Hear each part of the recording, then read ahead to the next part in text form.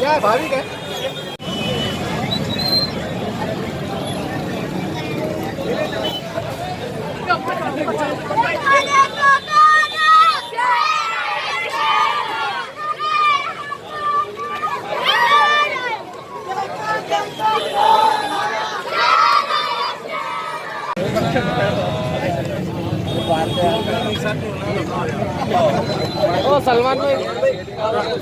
सलमान में थोड़ा सा तो सलमान में हमारे लीडर नहीं दिख रहे।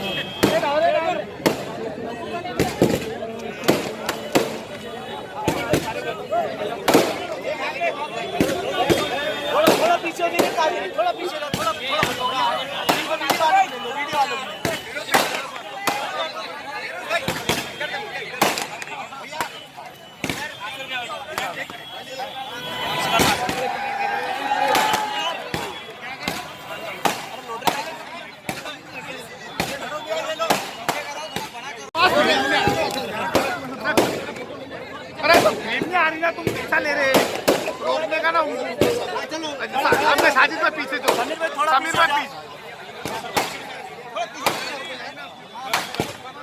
क्या वो काटने का भी लेन नहीं दिया यार तुम लोगों ने। चलो लिए क्या बोल जायजा करो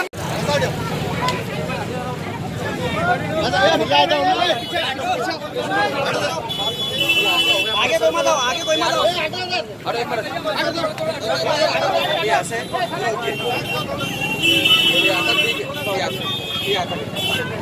ये आता के जब साइड में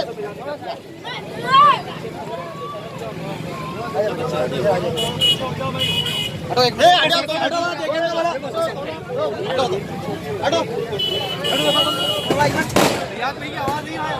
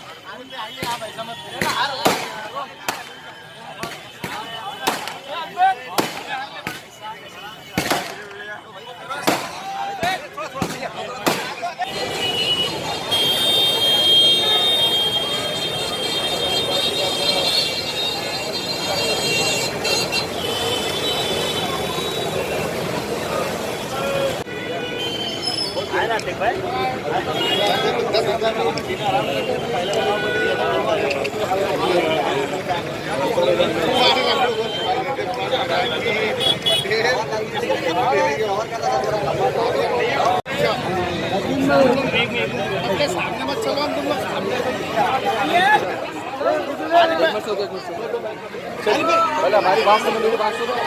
काम मैं ऐसे स्टार्ट हो दूंगा। मैं अभी बोल रहा खादर साहब के साथ में यहाँ से स्टार्ट काम होगा तो आगे काम बढ़ेगा। फिरोज भाई मैं पहले बोलते रहा तुम्हारा काम नहीं होगा। कर रहे आगे तो होगा। आगे चलो भाई, आगे चलो। थोड़ा सा आगे चलेगा तो साहब को दिखेगा रोड कैसे है। थोड़ा आगे चलो बस, साहब को रोड देखा दो खाली, थोड़ा आगे चलो। क्या वो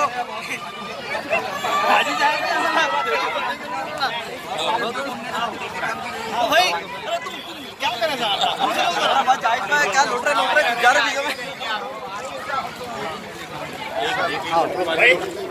थोड़ा आगे आगे जल्दी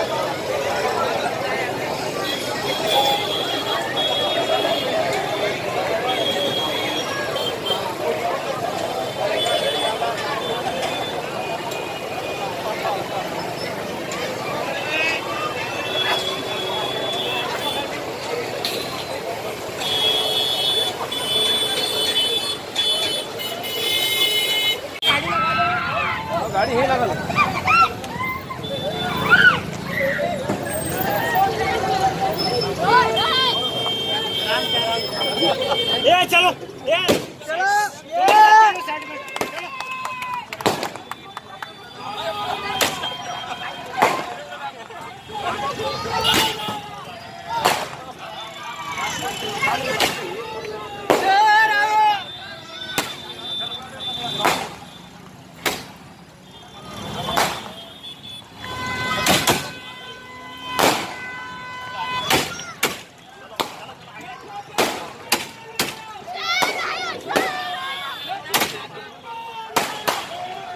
भैया सर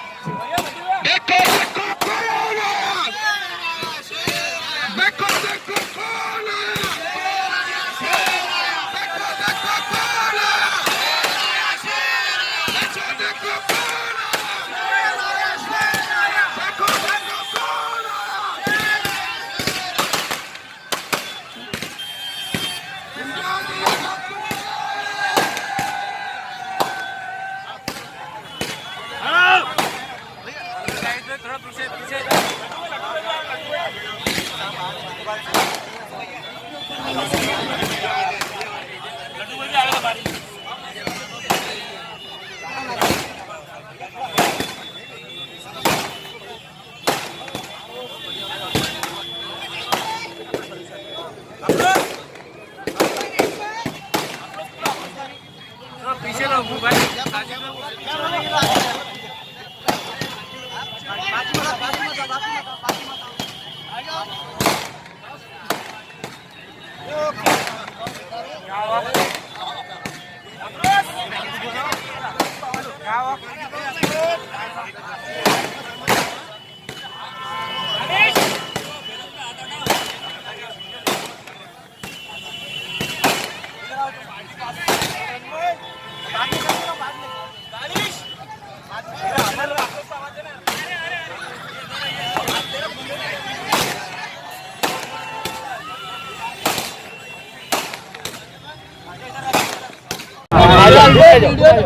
देखिए, आज चंपा चौक के ऊपर ये जो रास्ता चंपा चौक से लेकर तो जिनसी चौराहे तक का जो रोड ख़राब था, इसके ताल्लुक से कई बार जो है तो लोगों की डिमांड भी थी और मजलिस इत्तेहादुल मुस्लिमीन ने इसके लिए धरने और आंदोलन भी किया।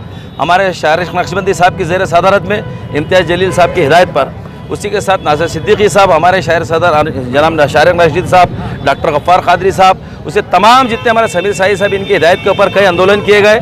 उसी के साथ साथ कमिश्नर साहब ने भी आगे यहाँ का दौरा किया।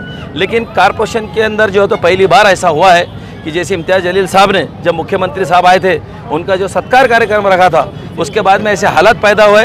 म्यूनसिपल कमिश्नर साहब ने भी हमारे अली जनाब खासदार साहब के साथ में बैठ के 1 करोड़ रुपए का एक एस्टीमेट तैयार किया है, 300 करोड़ के ऊपर का है जायद वो।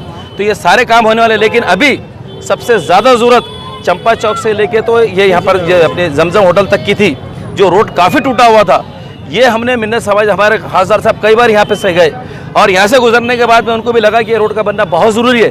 तो अपने ज़ाती फ़ंड से खासदार इम्तियाज़ जलील साहब ने उसके लिए काविशें भी की। हमारा जनाब फिरोज़ खान साहब ने, जितने हमारे पदाधिकारी हैं, शारिक नक्शबंदी साहब, समीर साजिद साहब, जितने पदाधिकारी सबने बताया कि रास्ते का बनना बहुत ज़रूरी है। इसलिए इम्तियाज़ जलील साहब ने फ़ंड का कहीं से भी अरेंजमेंट करके ये रोड की आज ओपनिंग की और इंशाल्लाह ये काम जल्द से जल्द कल या परसों शुरू हो जाने वाला है और आगे तक ये काम बढ़ने वाला है। जमायत को इतने उम्मीदवार को चुन के दिया था महानगर पालिका में 25 कारपोरेटरों को, तो 5 साल तक क्या किया आप लोग? देखिए, अवाम ने जिस उम्मीदों से हमको चुन के दिए और सत्ता में बैठने वाले लोगों ने सिर्फ और सिर्फ लूट का काम किया था यहाँ पर, चाहे शिवसेना रहो या बीजेपी रहो।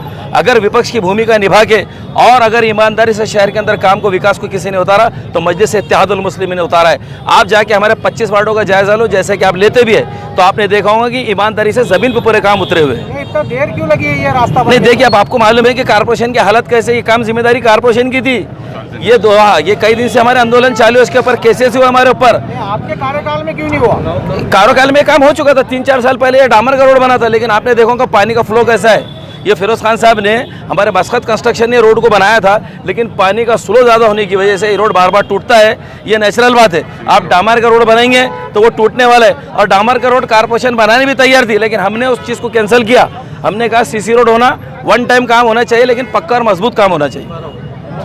की बड़ी आरज़ू थी, एक राय थी, आरिफ का मुतालबा था कि रास्ता बने, और बड़ी ताख़ीर हुई। चलिए देर आए दुरुस्त आए, बड़ी देर की मेहरबान आते आते कुछ यही शेर साझे खाता है, इसके बारे में थोड़ा बोलिए। देखिए, पत्रकार जब सवाल करता है तो उसको ये समझना चाहिए कि ये काम देर से क्यों हो रहा है।